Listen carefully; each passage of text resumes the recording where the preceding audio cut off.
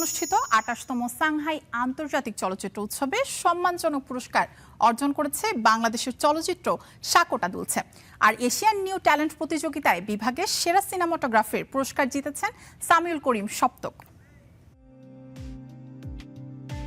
আন্তর্জাতিক অঙ্গনে আরও একটি সাফল্যের পালক যুক্ত হল বাংলাদেশের চলচ্চিত্রে। চীনে অনুষ্ঠিত ২৮তম সাংহাই আন্তর্জাতিক চলচ্চিত্র উৎসবে সম্মানজনক পুরস্কার অর্জন করেছে বাংলাদেশের চলচ্চিত্র সাকোটা দুলছে, যার আন্তর্জাতিক নাম the blind girl and an elephant.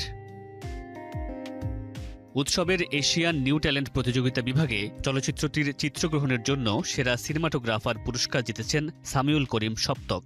২০ June সমাপনী অনুষ্ঠানে তার পক্ষে পুরস্কার গ্রহণ করেন পরিচালক ইশতিয়াক আহমদ জিহাদ এবং প্রযোজক মনোজ প্রামাণিক।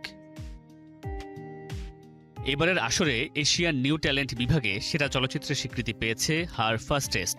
একই চলচ্চিত্রের জন্য সেরা অভিনেত্রীর পুরস্কার জিতেছেন মা ফুফু। অন্যদিকে থাইল্যান্ডের 9 টেম্পলস টু হ্যাভেন চলচ্চিত্রের জন্য সেরা পরিচালকের পুরস্কার পেয়েছেন সাম্পোর্ট চিট গার্সন পুংসে।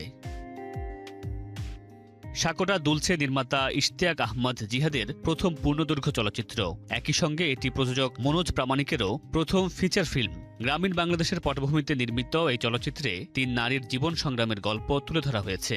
কুসংস্কার, পিতৃতান্ত্রিক সমাজ ব্যবস্থা ও নানা সামাজিক নিপীড়নের বিরুদ্ধে তাদের মুক্তির আকাঙ্ক্ষা গল্পের কেন্দ্রবিন্দু।